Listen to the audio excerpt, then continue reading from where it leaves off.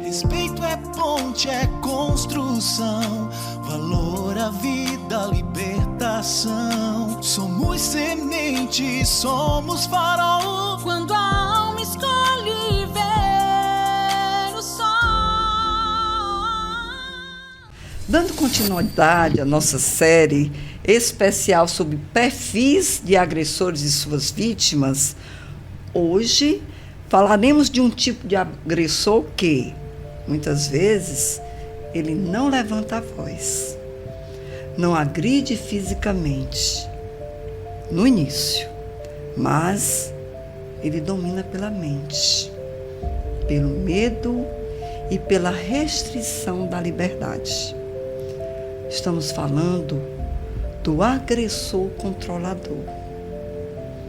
Esse homem que domina pela pressão psicológica constante, pela vigilância e pela imposição, que continua dentro de regras na relação. E esse perfil é especialmente perigoso. Por quê? Porque em muitos casos ele se apresenta como uma pessoa preocupada, cuidadosa, protetora, mas o que parece ser zelo, na verdade, é controle. E onde existe controle, não existe amor saudável. E para essa conversa tão importante, estamos aqui com 3 profissionais que vão nos fazer entender mais profundamente esse perfil. Muito bem-vinda, doutora Shirley, Mércia e doutora Lisa. E para começar, eu queria saber, doutora Lisa, vamos começar com a senhora. Quem é o agressor controlador do ponto de vista psicológico? Pronto, muito boa noite.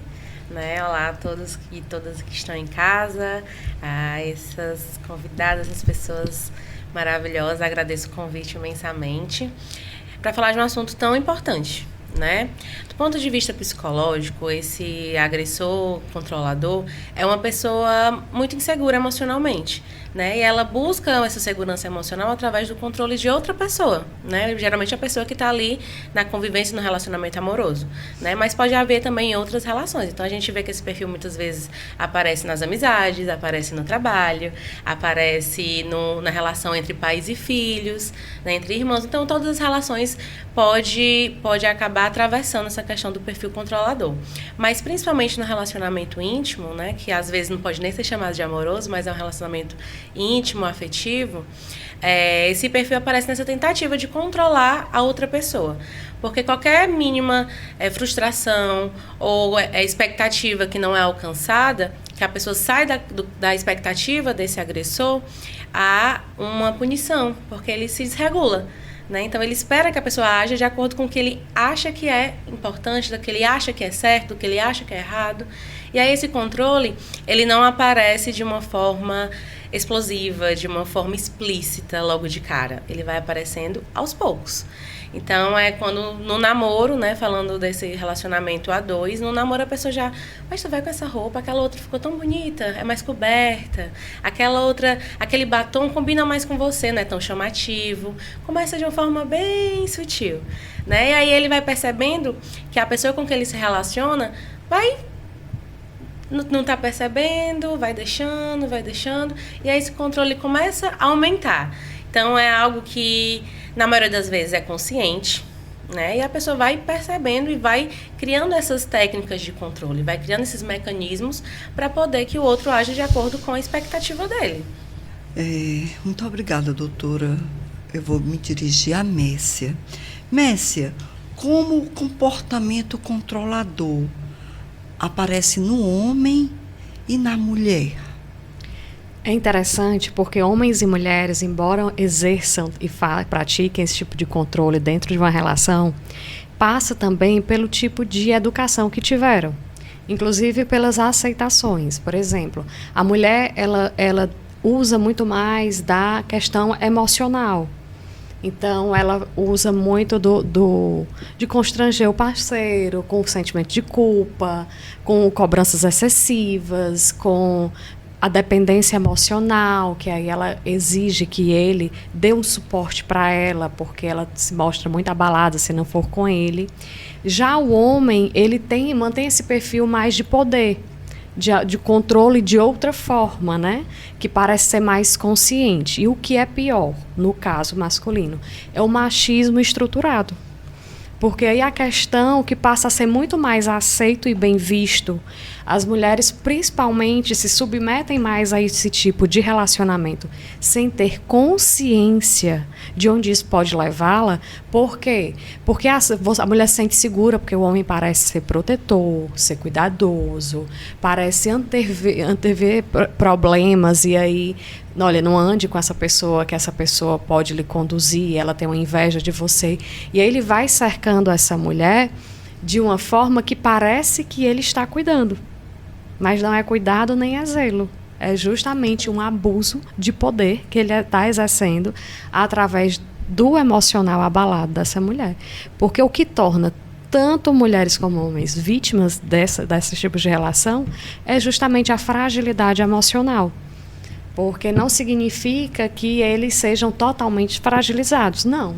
Normalmente podem ter e têm, muitas vezes, as suas vidas muito bem estabelecidas. Porém, a questão emocional relacional, que pode ter vindo de um aprendizado ou até mesmo de uma submissão por falta, por carência, a esse tipo de relacionamentos que vai tendo a permissão diariamente até evoluir e poder chegar numa violência mais grave física, que não que seja menos grave, tá? Violência psicológica, ela é tão grave, tão destrutiva quanto qualquer outra. Tanto é que se inicia normalmente com a violência emocional, que eu costumo falar que é o sequestro da subjetividade. Ele vai acusando tanto, ele vai protegendo tanto, que quando essa mulher menos espera, ela já não tem mais uma vida financeira no controle dela, porque ele já convenceu que ele tem mais habilidades para desenvolver o controle dessa vida financeira do que ela.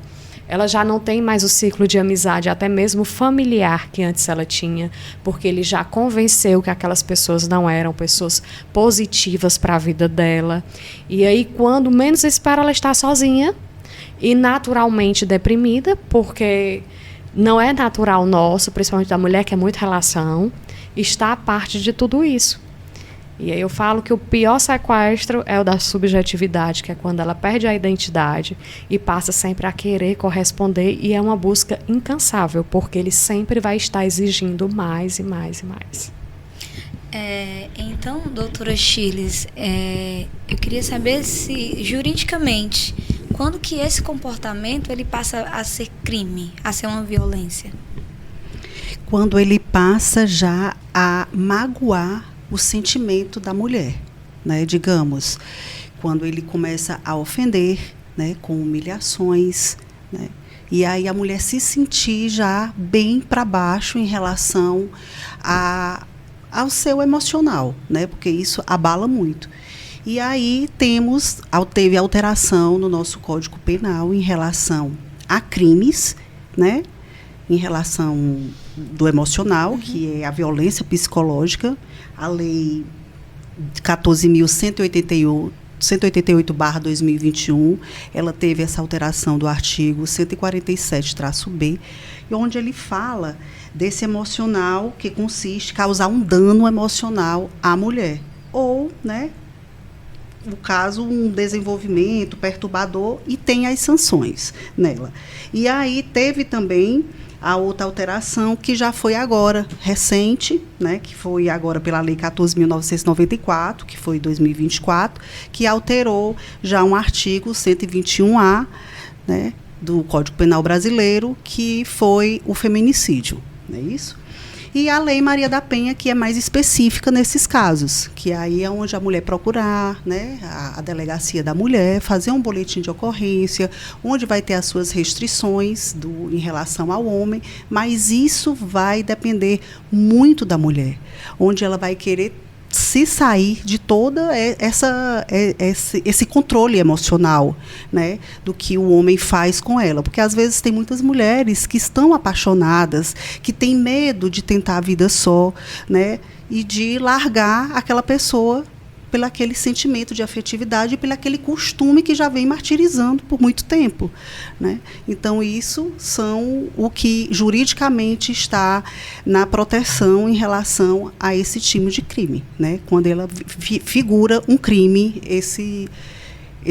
essa maneira de como o homem se portar à mulher, na parte de humilhá-la, né? Nessas palavras. É isso. Ok, obrigada. Vou me dirigir à doutora Lisa. Doutora, como esse tipo de comportamento ele é construído e quais sinais mostra que estamos diante de um padrão de controle que pode ser trabalhado como apoio emocional e terapia? E continuando a pergunta, quais são os sinais que indicam a necessidade de uma avaliação para uma terapia? Esse tipo de comportamento ele não surge do nada, né? Tem vários fatores que propiciam para que haja esse padrão de comportamento, né? Tem a questão da socialização de gênero, então mulheres são socializadas diferentes dos homens, né? Como a Mércia maravilhosamente falou.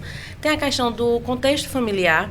Então, geralmente, contextos familiares que são muito rígidos, cheios de regras, onde a criança é tratada como posse, ela não é tratada como sujeito, né? E isso vai moldando a cabeça das pessoas, né? Então, eu acredito, por exemplo, que se eu escutei a minha vida inteira o meu pai falando minha mulher, minha esposa, não no sentido carinhoso, porque a gente fala isso, né? Numa relação, mas no sentido carinhoso, mas no sentido de regra mesmo. Mulher minha não sai com amiga solteira. Mulher minha não pode usar short curto. Mulher minha não pode cortar cabelo curto, né? Então, ele decide o que ela vai ser. E eu passei a minha vida inteira entendendo que esse é o lugar e que isso era um cuidado. É muito provável que isso reflita nas minhas relações.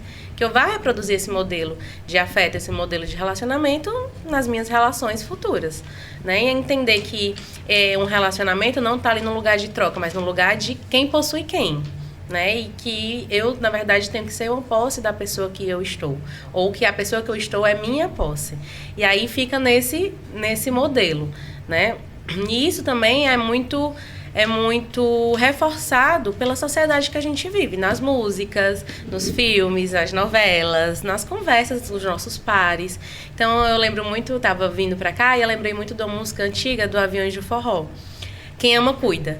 Fala, eu vou cuidar de você todo dia, toda hora, em todo momento. Aí no final ele termina assim, porque quem ama, cuida. Então, é uma música muito popular que na época, já faz alguns anos, todo mundo cantava.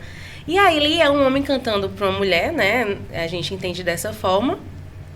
E ele está reproduzindo o que muitas pessoas acham. Que quem ama, cuida. Mas como é esse cuidado? É estar com você 24 horas por dia, é te ligar 24 horas por dia, saber onde você está, com quem você anda, o que você faz. Isso é amor? Aí a gente tem que se refletir, né? Isso é amor? Sim. Ou isso é controle? Sim. Né? Então, onde existe essa abertura para a liberdade, não há abertura para o controle. E onde existe abertura para o controle, não há abertura para a liberdade. E o amor, ele existe não no controle, mas na liberdade. Onde há o espaço para troca. Como é que eu vou trocar se eu sou uma posse, eu sou um objeto, eu sou tratada como algo objetificado? Eu não tenho como trocar com você. Eu vou ser uma posse sua, uma extensão sua. Então, a gente vê isso em muitos casos, tanto em relações abusivas, mas às vezes em relações também que não são abusivas. Em relações do nosso dia a dia, né? Justamente por essa questão de como a sociedade lida com uma relação. Então, se eu digo que eu me relaciono com um homem ou com uma mulher e eu saio sozinha com as minhas amigas, aí, vixe, e deixou tu sair sozinha com essa roupa, mas será que é a pessoa que tem que deixar? Deixar. Ou ela tem que, não, ela concordou, tá tudo bem, a gente acordou isso, a gente conversou e tá tudo bem. Né? Eu lembro quando eu era mais jovem e eu saía, estava na época da faculdade, eu namorava, né? Tinha um namoradinho, e aí eu saía com as minhas amigas da faculdade. A mãe, e teu namorado deixou? Aí quando eu usava uma roupa mais curta, olha aí, fulano, tua namorada com essa roupa curta, tu vai deixar? Então, desde pequena, a gente é construído para reproduzir esses modelos de relação. Para reproduzir isso, eu tenho que ser uma posse do fulano, o fulano tem que me possuir, ou então eu tenho que possuir fulano, né? E aí a gente vai reproduzindo isso. Até que a gente cria uma consciência. E a partir do momento que há esse incômodo, né, dessa parte, quando eu percebo também que eu estou controlando o outro, ou que eu estou sendo controlada, porque eu posso também me perceber como uma pessoa controladora. Por quê? Porque eu tenho muito medo de perder. E eu acredito que no momento que eu possuo, eu não perco. Mas isso é uma completa ilusão. Né? Porque muitas vezes a gente assusta a outra pessoa. A gente sufoca a outra pessoa com esse controle. Né? Porque a gente deixa que o outro, impede que o outro seja ele mesmo. E aí, a partir do momento que eu me percebo nesse lugar, ou sendo controlada, ou controlando, e que eu me conscientizo, eu posso buscar essa ajuda. Porque não é bom, gente, não é saudável nem para quem controla, nem para quem é controlado. É ilusão a pessoa achar que quando controla, ela possui de verdade aquela pessoa e ela impede que aquela pessoa vá embora. Porque mesmo quando a pessoa fica fisicamente, ela já se foi, emocionalmente, psicamente, subjetivamente. Então ela acaba perdendo de qualquer forma. Sim. É aquela questão, quem ama, confia, né? Quem ama, confia, quem ama é calmo. Esse amor é calmo, esse amor é livre. Se foi acordado, por que essa preocupação toda? Sim. Não é isso, doutora? Com certeza. Né? Se eu não consigo confiar na pessoa que dorme comigo todo dia, eu vou confiar em quem? Bom, doutora Messia, eu queria saber como que essa pessoa que vive, né, sob esse controle, ela pode começar a quebrar esse ciclo e se sair dele. Primeiro, não buscando entender, compreender o outro, buscar compreender a si mesmo. Percebo que muitas mulheres buscam saber se é doentio, se não é doentio, por que não voltar essas perguntas para você mesma? E perguntar com quem eu aprendi a me relacionar, qual o meu padrão de relacionamento. Porque amar, nós aprendemos, nos relacionar também. E isso acontece dentro do padrão familiar. Em casa, a forma que os nossos pais se relacionam, a forma que os nossos avós, ali vai gerando na gente um padrão. E esse padrão pode ser positivo ou negativo. E muitas vezes a gente só replica e ainda vem os reforços externos. Eu estive vendo as redes sociais esses dias e tem muitos cursos, muitas pessoas falando sobre relacionamento. E aí tem as teorias do apego e solta, do chá de sumiço. E isso é reforço negativo. Isso é ensinar um padrão negativo de relacionamento. Porque o relacionamento, eu acredito que são duas pessoas livres, que se escolhem e vão na aventura do se conhecer e se perceber. Mas não existe... eu não acredito em metade da laranja, tá? Eu acho que nós somos todos inteiros. Porém, nós somos seres sociáveis. Então, é importante a convivência com o outro. E é necessário, porque não existe ninguém isolado. Nós vivemos sempre em sociedade e isso é importante e saudável. Mas a forma que nós nos relacionamos, muitas vezes fugindo da solidão, fugindo de um tédio, que eu acredito que tem palavras que foram muito demonizadas, usando esse contexto. Como?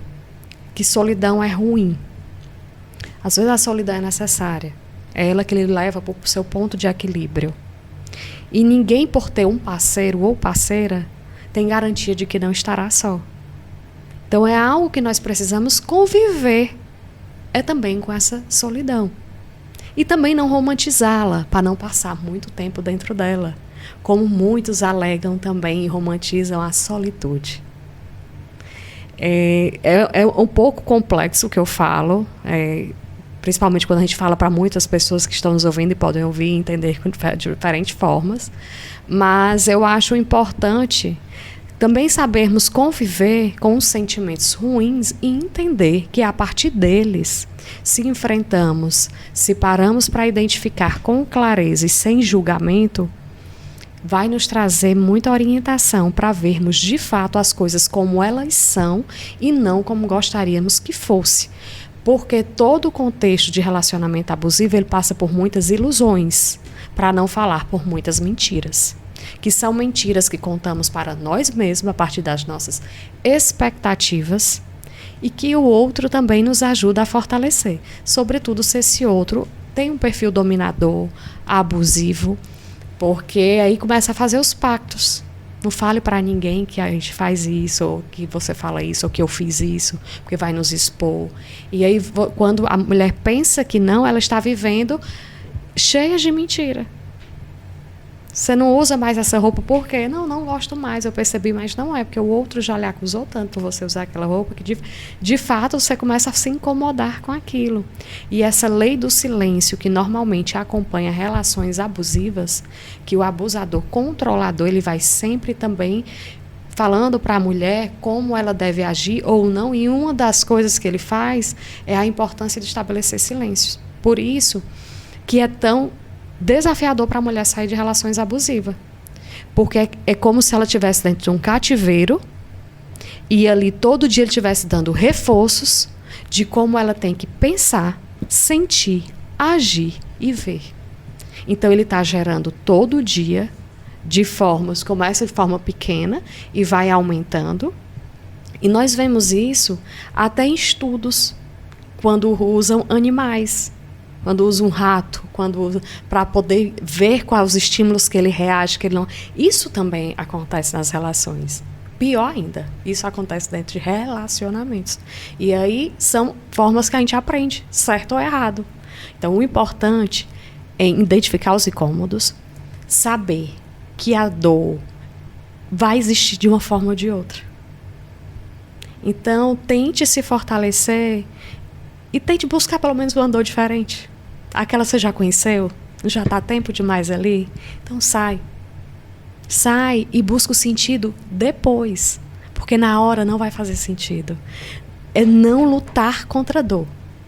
É sentir, enfrentar e seguir em frente.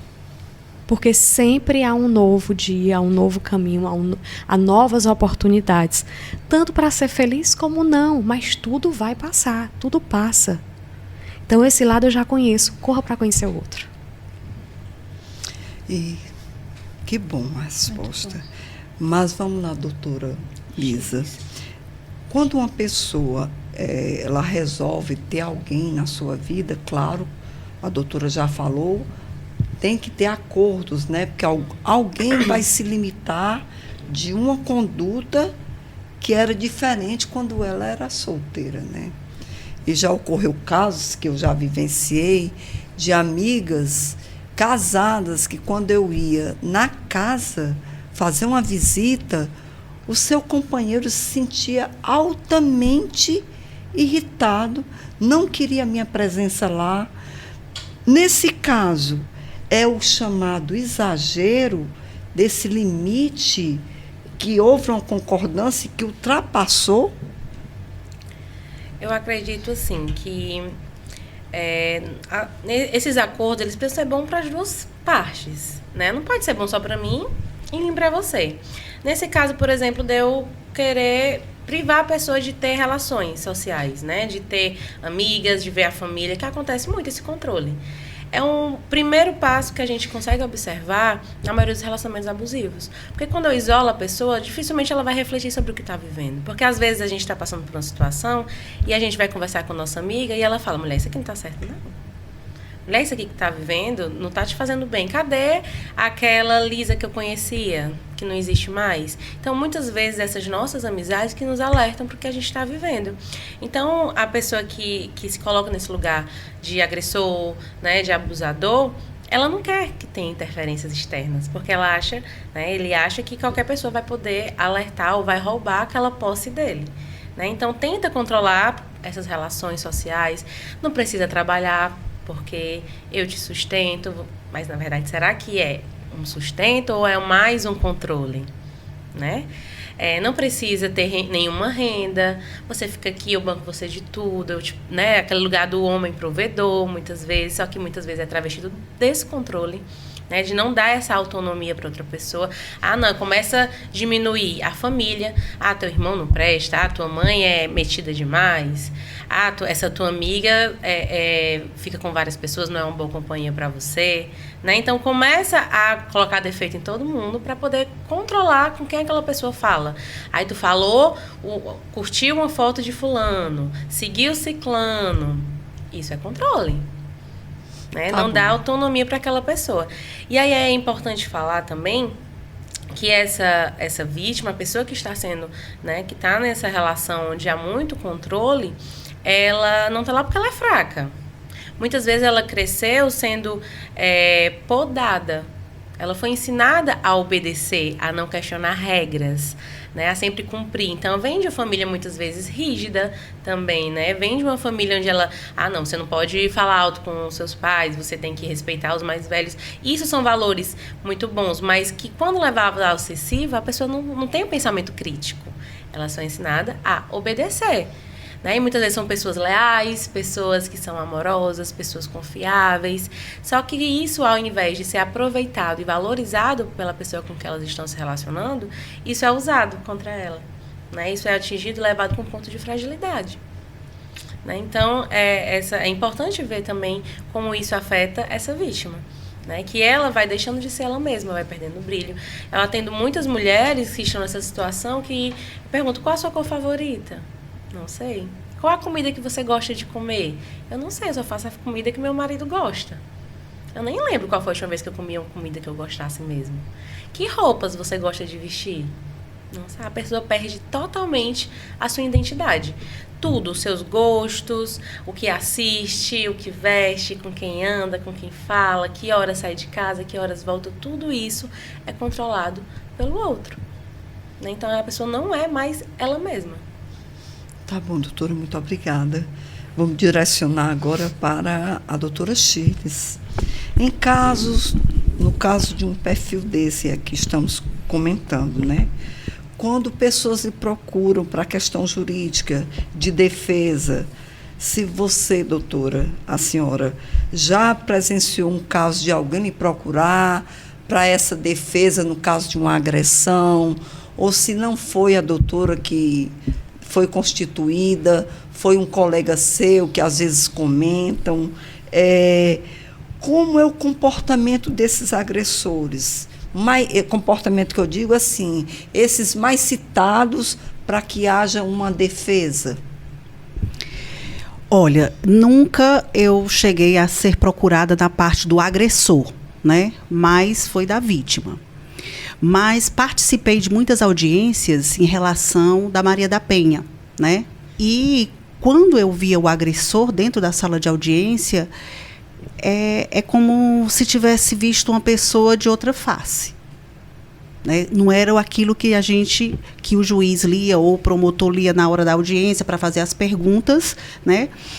E sempre era aquela negativação. Não, eu não fiz isso foi por causa disso, porque sempre ia ter culpas um jogando para o outro. Né? E também vi outro perfil da parte da mulher. Ela sendo a vítima, né? Também, ele com a sua agressividade como ofensor, já na parte do inquérito, e ela vindo a desistir da ação. Né? Olha, doutor, eu vim aqui porque antes você poderia desistir antes do promotor denunciar, né? E aí fazia aquela audiência posterior, se ele denunciasse, e aí o juiz fazia a audiência e fazia a desistência daquele processo da Maria da Penha. E antes de denunciar, ela poderia também procurar o Ministério Público, né, e dizer que não tinha mais interesse. Hoje não, devido com essa propagação, devido ao feminicídio, muitos casos, né, já está mais forte, né, essa corrente, esse instituto, porque devido a essas novas leis que foram fazendo essas alterações, tanto na lei material como na lei legislativa, que é o do processo, né, e do Código Penal, ficou mais rígido, né? Então, essa desistência já é mais concisa. Quer dizer, quando chega um tipo de denúncia dessa, né, em casos do agressor procurar, já o profissional do direito, ele tem que desenvolver uma tese que reflete assim, muito do que a convivência de ambos, pelo menos. Eu tive um exemplo de um caso, até de uma pessoa conhecida, que os dois bebiam, e quando eles bebiam, eles começavam a se degladiarem. E hoje, a Lei Maria da Penha quando escuta alguém ofendendo ou brigando um casal, a terceira pessoa ela pode ligar, né, e chamar a polícia. E isso aconteceu, né, que viu, parece que o casal estava nessa bebedeira e viu esse fenômeno acontecer entre o casal, de discussões, brigas, e ele chegou até nas vias de fato com a mulher e chamaram a polícia. E hoje o cara está preso, né? E quer dizer, ela se arrepende porque ela não chegou aí à delegacia, né, para dizer e fazer o exame de corpo de delito e tudo. E hoje ela se arrepende. Mas como é que o juiz vai soltar uma pessoa que terceira pessoa disse que viu a agressão, mas a mulher simplesmente disse que não fez boletim de ocorrência porque era uma coisa que eles sempre bebiam e sempre acontecia, né?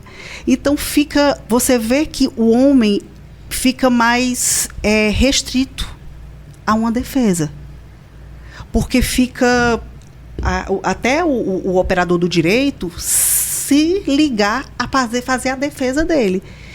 E aí essa pessoa diz que o advogado dele já tinha entrado com vários pedidos, né, uma LP, uma liberdade provisória, demonstrando, né, ao juiz que aquilo ali foi só um descontrole, ele estava segurando ela para não ter uma briga, porque ela tinha tomado uma medicação para depressão e foram beber e teve esse descontrole, e eu acho que o povo que denunciou confundiu, né? Mas isso para o juiz é uma responsabilidade muito grande ao analisar um pedido de liberdade, porque não sabe. Mesmo até o advogado pediu para ela escrever, dizer que eles sempre tinham uma boa convivência e tudo, mas mesmo assim essa liberdade ela foi indeferida, né?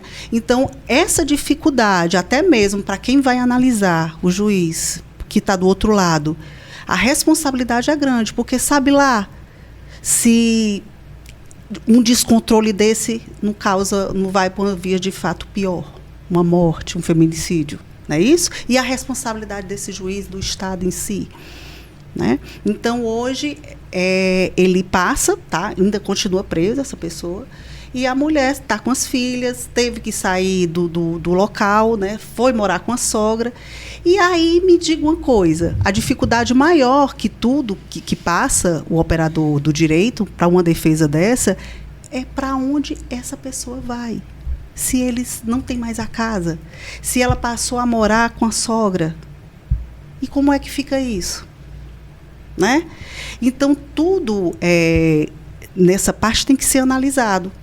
Então, eu acho assim, a dificuldade para uma defesa do homem em questão da Maria da Penha fica mais difícil, né? Mesmo assim, a mulher não tendo as evidências, não tendo a documentação, os exames, outros testemunhas que provem, né? Mesmo ela ratificando lá, confirmando para o juiz, é uma questão mesmo, foi só um descontrole meu mesmo, né, tomando a responsabilidade para si, mas mesmo assim se torna difícil para o homem.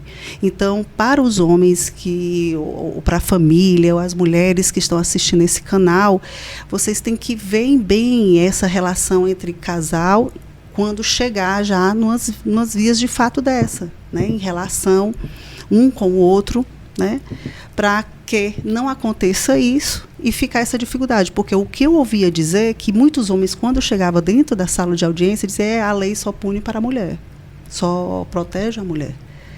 E às vezes a gente não sabe o que foi acontecido ali, porque aquele foi um momento, né? Então, quando a mulher já passa por muito sofrimento, a gente também não sabe. E a gente não sabe se as duas partes são responsabilizadas, né? Então, tem que ter assim, uma análise muito grande. Eu acredito que, para um processo de defesa, tem que ter um laudo. Eu acredito que tem que ter um laudo tanto da vítima como do agressor, para ser uma defesa bem feita, para não ter uma impunidade. E também nenhuma uma injustiça, né? Sim. Muito obrigada. Eu gostaria de saber, doutora Lisa, psicologicamente falando, qual é o risco que essa vítima ela sofre ao longo desse relacionamento controlado? Quais são os riscos psicológicos que ela vem a sofrer? Pronto. O controle faz parte da violência psicológica, né? E essa violência psicológica, ela vai escalonando, ela nunca diminui, ela sempre aumenta. Né? Então, muitas mulheres chegam pra gente com quadros ansiosos, quadros depressivos, né? Com ideação suicida, com transtorno do estresse pós-traumático, porque quando ela vivencia num ambiente onde existe esse controle, ela fica alerta o tempo inteiro. Né? Todos nós temos um sistema de alerta, que alerta quando tem algum perigo. Só que o dessa mulher tá disparado esse sistema o tempo inteiro, porque qualquer mínima coisa que ela possa fazer, ela tem medo de atiçar uma punição, porque tudo está sendo controlado. Então, se ela acorda mais tarde, ela já vai ficar se culpando. Já vai ficar, meu Deus, ele vai brigar comigo.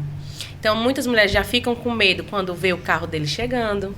Escutou o carro que chegou em casa depois do trabalho, ela já vai ficar com medo. Porque ela tem medo que, embora ela faça tudo correto, ele vai achar alguma forma de brigar com ela, de gritar com ela, de puni-la, de alguma forma, porque ele vai estar lhe mostrando que ele que manda quando ele faz isso. Então, ela fez a comida toda direitinho, mas não fez o suco. É uma briga. E aí ela já vai ficar pensando o tempo inteiro o que é que ela está fazendo de errado. Porque ela não responsabiliza o outro, ela se responsabiliza. Né? Então, imagina você ficar com medo 24 horas por dia. Né? E isso faz mal tanto biologicamente, fisiologicamente, porque o nosso nível de cortisol aumenta, porque quando a gente tem medo, o nosso nível de cortisol, que é o hormônio do estresse, ele aumenta, então a pessoa tem dificuldade de dormir, porque a melatonina ela para de produzir, a pessoa fica mais irritada, pode ter problemas futuramente cardiovasculares, então a pessoa acaba não conseguindo trabalhar, a pessoa acaba não conseguindo comer, não conseguindo dormir, não conseguindo criar filhos direito, né? Então, é uma cadeia de acontecimentos que vai se gerando. E aí, isso, com o tempo, acaba ocasionando quadros de transtorno do estresse pós-traumático, porque isso são traumas. A pessoa está vivendo constantemente de frente com o trauma. É a mesma coisa a pessoa ir para uma guerra, psicologicamente falando. Né? Então, às vezes, as mulheres desenvolvem transtornos alimentares. Né? Então, são várias consequências, além, gente, do pior, que é a perda de si mesmo. A pior coisa que pode acontecer é você se perder, você morrer em vida. Né, você se perder de si. Então, são vários fatores. Aí isso vai impactar trabalho, se essa mulher trabalha, ela não vai conseguir trabalhar bem. Vai impactar a maternidade dessa mulher, se essa mulher for uma mãe. Vai impactar os impactos relacionais que a gente já falou, de amizades, perda de amizades, afastamento dos familiares. Então, é uma sequência de coisas que, às vezes, a gente acha, meu Deus, mas é só falar da roupa. Não é só falar da roupa. Né? É uma sequência de coisas que vai escalonando. E, às vezes, não é porque não é mais sutil que vai ser explosivo. Às vezes continua sendo com a voz mansa, mas controlando aquela mulher de tudo. E para as outras pessoas ali não acontece nada, é o casamento mais perfeito do mundo. Né? Mas só que essa mulher sabe do inferno mesmo que ela vive dentro de casa. Messi, a gente sempre está debatendo a respeito da mulher, sobre a mesma temática em todos os nossos podcasts, como um alerta, que é essa pergunta aqui. Perdoe-me. Que tipo de vítima costuma se envolver com o perfil de agressor? Sempre essa pergunta está se repetindo. Sim. Por quê? Porque quem estiver assistindo vai fazer uma conexão. E é importante esse alerta. Então, estamos novamente fazendo a mesma pergunta. Perfil da vítima. O perfil da vítima, infelizmente ou felizmente, é o mesmo. Infelizmente, porque são mulheres que são dotadas de boas qualidades, digamos assim, de nobreza, de serem mulheres empáticas, de serem mulheres solistas, de serem mulheres fortes, mulheres resilientes. E aí faz com que ela sempre tenda a aceitar e a se permitir lugares e relacionamentos com pessoas que vão estar se aproveitando de forma intencional, porque já identificaram, mas por trás de tudo isso são mulheres também vulneráveis, são mulheres fragilizadas emocionalmente, principalmente nas relações que seriam amorosas, né? Porque acaba não sendo. Então, o perfil da mulher, ele tende a ser o mesmo. E por trás dessa mulher que a gente vê com tanta nobreza, existe essa mulher fragilizada, porque ela aprendeu. Assim como falando aqui do relacionamento abusivo e de pessoas controladoras, houve a origem disso. Né? Teve um momento que essa pessoa aprendeu a se comportar dessa forma. E teve um momento também que essa mulher aprendeu a se colocar nesse lugar de submissão, que muitas vezes é levado para a mulher, que a mulher sábia que edifica a sua casa, no sentido que é a mulher que tem que ser submissa. E a mulher submissa que se fala, o que se atribui, é justamente a mulher que se permite sofrer todos os tipos de abuso, porque ela tem que estar sempre na postura de servir. E essa postura de servir é erroneamente pensada e passada para todas nós, né? Porque no contexto que é usado é um contexto bíblico. Mas só que o contexto bíblico também fala qual é a característica desse homem, a qual a mulher vai ser submissa. Ela não é submissa ao homem em si, ela é submissa à proteção daquele homem, ao amor, ao zelo, a se entender e se perceber como mulher dentro das suas fragilidades, e aonde o homem, com toda essa força, esse diferencial do homem entre nós mulheres, ela consegue identificar aquele lugar como um lugar seguro. Então não é a submissão que muitos falam de todo jeito. Não, a quem eu me submeto? Quem é esse homem que eu vou me submeter? É um homem confiável? É um homem seguro? É um homem honesto? É um homem íntegro? É um homem que de fato me coloca acima de tudo para me proteger, para me defender? Ou é um homem que faz com que eu me negue? É um homem que está cobrando de mim todo o tempo que eu seja outra pessoa? Ou é um homem que tenta me fechar numa caixinha porque todo mundo vai me agredir? Ou é aquele homem que diz, vai, cresce que eu estou aqui contigo. Vai, tenta isso que você está querendo. Porque também, voltando, eu falo que nesse contexto, porque essa palavra é muito extraída da Bíblia e é usada por muitos, independente de religião, também quando fala da mulher de Provérbios, a mulher de Provérbios é uma mulher que trabalha, é uma mulher que empreende, é uma mulher ativa, é uma mulher que tem ajudadoras dentro de casa, que ela dá ordens, que ela sai, que ela cria os filhos e que ela é ela mesma. Então, é preciso voltarmos a entender as funções, no sentido que tanto homem como mulher podem estabelecer a partir do momento que eles estão saudáveis. Porque tanto um quanto o outro são pessoas adoecidas. Mas não aceitar aquilo que é comum como normal. Como o exemplo que a doutora falou aqui. Ela estava muito arrependida e queria chegar lá e queria fazer alguma coisa, escreveu para dizer que ele não tinha culpa. Pois vamos começar a ter consciência de onde esses tipos de relação podem nos levar. Porque a justiça, ela tem sim que ser aplicada. Ela tem sim que ser punitiva. Porque ela também é exemplo para outros casos. Então vamos começar, tanto homens como mulheres, a entender, eu acredito que tudo passa pela comunicação. Que o desenvolvimento da raça humana justamente se dá pelo poder que nós temos de se comunicar. Então, podemos ter algumas atitudes de ciúme? Podemos. Isso significa que eu sou controladora? Depende. O quanto disso você traz para a sua relação. O quanto disso você tira do outro. Então, começarmos a entender do equilíbrio. Porque nós também temos momentos bons e ruins e nós todo o tempo estamos vindo a ser melhor a cada dia, a evoluir. Mas isso só vai acontecer quando nós usamos o poder da razão. Então é necessário, se você homem ou você mulher está num relacionamento que está produzindo briga, atritos, antes que aconteça o pior, porque pode acontecer de um vizinho ouvir e o vizinho entender que aquilo é uma agressão, que não deixa de ser, por mais que você tenha se acostumado a estar ali, porque nós, infelizmente, nos adaptamos e nos acostumamos a tudo, ao que é bom e ao que é ruim. Então, se um vizinho escuta, entende que aquilo é uma agressão, se enquadra dentro do que a lei pune e é chamado e um é preso, antes que chegue esse momento, converse. Porque você pode, sim, sofrer essas sanções. E aí não adianta falar que era costume. E aí, se virar costume matar, aí todo mundo matar? Porque é costume? Então, vamos nos tratarmos e agirmos como seres conscientes que somos, racionais, pensar e não se acomodar com o ruim. Porque eu tenho muitos limites em relação à intervenção do Estado na vida privada. Mas, por outro lado, as coisas estão tão fora de controle que, se não houver também essa intervenção de forma mais rigorosa, a gente não sabe onde é que vai parar.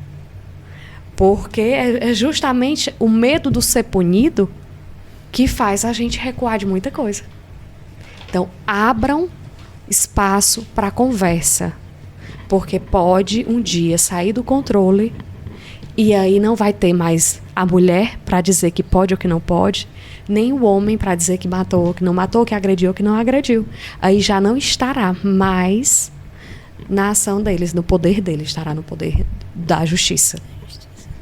Sim, falando em justiça, eu gostaria de saber da doutora Shirley, qual é o papel da segurança pública a partir do momento em que a vítima registra um boletim de ocorrência por um comportamento controlador, por ameaça ou perseguição? Olha, nesse caso, quando a mulher procura a delegacia da mulher, né, e relata todo esse fato, né, dessa ameaça, do stalker, né, que essa é uma ameaça virtual, né, além dela ter terminado um relacionamento, mas ainda continua, e outras modalidades, né, desse instituto de crime, vai ter essa medida protetiva, né, que é o artigo 7º da Lei Maria da Penha, onde os incisos vão do 1 ao 6, e lá estão todas as modalidades, né, de como ela mantém o ofensor, né, longe. E aquilo ele fica até 6 meses, se continuar, né, ou durante esses 6 meses, se caso a pessoa vir, ela pode chamar a polícia, né? O ofensor me procurou novamente, ele tem essa medida que não pode se encostar a 100 metros, vai depender do tanto de metragem que colocam, ou se está morando na mesma rua. Então, tem que sempre se resguardar em como ficou, né, as medidas protetivas já lá catalogadas. E daí, até pedir mesmo para ir para o Ministério Público, né, e tornar-se um processo. Né, e a justiça, e ele responder, né, até então chegar a uma sentença e cumprir as sanções já delimitadas na lei. É isso. Obrigada. E para fechar nossa rodada de conversa, nós vamos finalizar com a Mércia, porque o canal Em Nome Delas, ele trabalha também a base. A gente quer evitar com que essa criança, porque o adulto, ele não nasce borderline. O adulto, ele não nasce narcisista, não nasce esse agressor, né? Isso se constrói desde a infância ao desenvolvimento dela. Então, o canal Em Nome Delas, ele é também um canal de prevenção. Nós trabalhamos com a prevenção e, no caso, quando essa criança já se torna um adulto e já é tóxica, nós trabalhamos com a conscientização para uma mudança positiva de comportamento. Então, a nossa pergunta é a seguinte: Mércia, quais experiências na infância costumam estar por trás do adulto que se torna esse agressivo, essa pessoa agressiva, controladora, nos relacionamentos? Os estímulos são feitos a todo momento, sobretudo na infância. Uma criança chora muito, por exemplo. Aí ela quer um bombom. E aí a mãe fala, eu não vou dar. E aí ela chora. E aí a mãe diz, não aguento mais esse choro, eu vou dar o bombom. Da outra vez a criança quer uma boneca. E aí ela chora, chora, chora, chora, e a mãe dá a boneca. Os estímulos, e aí a criança vai se alimentando disso. Então ela entende que quanto mais ela chorar, mais ela vai conquistar. Então isso ela já vai aprendendo uma forma de ser abusiva. e que ela vai conseguir com a insistência aquilo que ela quer. Então, o sistema de recompensa na criação, ou até da falta, que por outro lado tem o abusador e tem a vítima desse abusador. As faltas que você também pode gerar em um filho, de ausência, de falta de amor, do olhar, do ser visto. Porque quantas crianças dizem que não foram vistas, que não lembra. Uma vez eu fiz umas perguntas para algumas adolescentes e elas disseram, eu não lembro como era o olhar da minha mãe, não lembro como era o olhar do meu pai. Então isso também vai gerando carências crônicas, né? Que vai fazendo essa criança crescer e buscar ser vista, e o abusador buscar também exercer esse poder de controle. E aí as relações que vão ficando disfuncionais, e a partir do momento que eles vão crescendo e se relacionando, vai crescendo e se evidenciando. Por quê? Porque há um reforço nesse comportamento. E aí todo comportamento que é reforçado, sempre que ele ganha mais, ele vai querer abusar mais. E vai querer controlar mais, porque ele entendeu que aquilo é bom. Porque por mais que ele tenha chorado, ele conseguiu o que ele queria. E por outro lado, a que tem a falta, ela vai vendo que ela é vista. Independente da forma que é. Então, quando se cresce, é importante lembrar. Por que eu me tornei assim? Como foi que eu aprendi a ser assim? Por que é que eu me acomodei a isso? Por que é que eu acho que porque ele olha para mim é o suficiente? Na verdade, você busca olhar lá que você não teve do seu pai e da sua mãe. E tá tudo bem, porque hoje você é adulta. E hoje você pode se olhar no espelho e falar como eu sou linda, como eu sou amada, como eu sou vista. E ele também pode, né? Eu não preciso exercer esse poder. Porque para o abusador, que precisa estar todo o tempo com essa busca pelo poder para controlar e para dominar, também é muito exaustivo, né? Mas é importante também se olhar e se perceber. Porque talvez até a intenção não seja ruim, embora seja consciente. Ele sabe que ele conquista daquele jeito e ele vai testando. Mas talvez ele queira para poder reter a pessoa. Mas também quem não precisa ficar num relacionamento por isso. Porque todos nós estamos numa construção.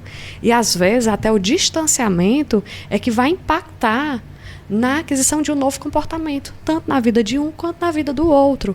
Então essa ideia que a doutora trouxe aqui sobre viver a liberdade, o relacionamento com a liberdade é justamente isso.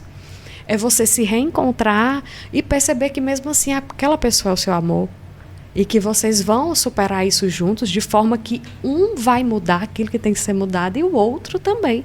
Mas não pelo outro, mas em prol deles mesmos, na busca de uma construção de um novo relacionamento, onde já foi entendido, identificado de onde vêm essas dores e que eles não precisam carregar mais aquilo. Então, o mais importante, sim, a origem vem da infância, de tudo aquilo, porque nós aprendemos a nos relacionarmos, seja da forma certa ou não. Mas não significa que a gente está preso àquele aprendizado. Não, nós podemos produzir novos aprendizados a partir do momento que a gente busca. Então, o que é o buscar? Cuidado com o que você escuta na internet, cuidado com o que você lê, cuidado com as músicas que você ouve. Porque isso vai gerando permissão e identificação. E aí você começa a ficar passivo diante dessas relações, mesmo que tão claramente vistas como abusivas. Ok, obrigada. Obrigada. Eu queria estender a fala à doutora Lisa, se ela tem algo a acrescentar sobre essa infância.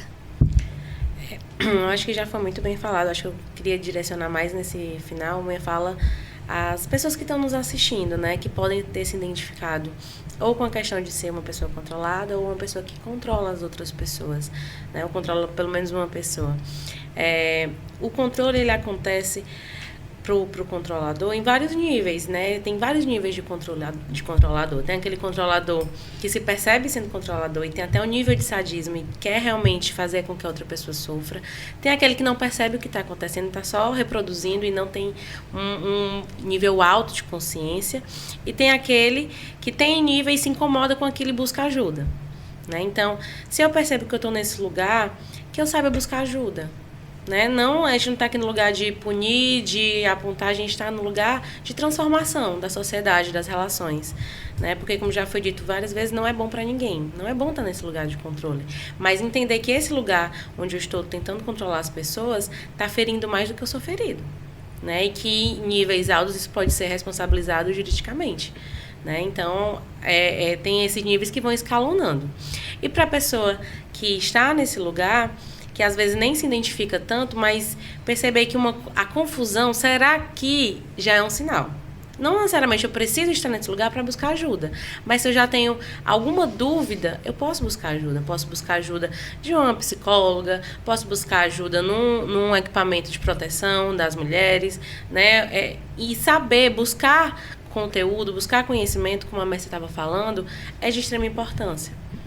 Né? Porque esse conhecimento liberta. A gente está falando aqui de liberdade, a gente está falando de relações saudáveis, e a gente não nasce sabendo, a gente vai construindo ao longo da vida. E às vezes a gente precisa também reconstruir, né, o que já foi construído. Então, fazer uma reforma, fazer ali algumas adaptações, para que a gente possa ter um modelo saudável de relacionamento, para que a gente possa também ter um modelo saudável de ser a gente, de ter essa autonomia. E a gente não consegue ter autonomia na base do controle, nem controlando, nem sendo controlado. Então, tivemos aí, nesse último tópico, informações claras e de reflexão para vocês pais, vocês cuidadores, né, que estão participando do desenvolvimento dessas crianças, para que elas não venham a se tornar pessoas tóxicas, né? Hoje nós falamos do perfil do abusador controlador. É um perfil que domina sem gritar, mas que aprisiona profundamente. Antes de tudo, nós queremos deixar um parabéns às pessoas que estão nos papéis de educadores, aos pais, às mães, cuidadoras, pela missão tão nobre, né, que é educar. Mas deixar um alerta de que prevenir relações abusivas é ensinar desde cedo que amor não é vigilância, não é regra, não é medo. Por isso, a você, cuidador, a gente gostaria que entendesse que o agressor, ele não nasce pronto. Ele nasce da criança que é educada sem aprender a lidar com frustrações, a criança que não sabe ouvir um não, né? E a gente tem que ensinar aos nossos filhos que amor, né, não precisa de vigilância, que não é dominar, né? E que o diálogo é sempre uma saída. Educar emocionalmente hoje é salvar vidas amanhã. E a base que você constrói agora será o adulto que seu filho será depois. E para você, que já é esse adulto, que se reconhece controlador, agressivo, impulsivo, isso é para você. Nós não estamos aqui para lhe culpar, apenas para lançar um despertar. Talvez você já tenha aprendido cedo que controlar era a única forma de não perder. Mas hoje, continuar assim não é defesa, é escolha. Se você sente que não consegue parar quando a raiva vem, isso não é força, é um sinal claro de que você precisa de ajuda. Busque a terapia, apoio clínico, orientação. Isso não diminui ninguém, muito pelo contrário. Isso é sinal de que você é uma pessoa forte. O que destrói é negar, é justificar, é culpar o outro. Você pode interromper esse ciclo agora. Pode pedir ajuda e separar quem repete. Pedir ajuda, desculpa. E o que separa a quem repete a violência de quem escolhe mudar. O canal Em Nome Delas, ele é um grito de alerta, ele é um gesto de amor e é um convite à mudança. O canal Em Nome Dela está aqui para escutar você. E aí, para você que está nos assistindo, eu peço que deixe seu like, compartilhe, comente e faça com que essa mensagem seja propagada para quem precisa ouvir.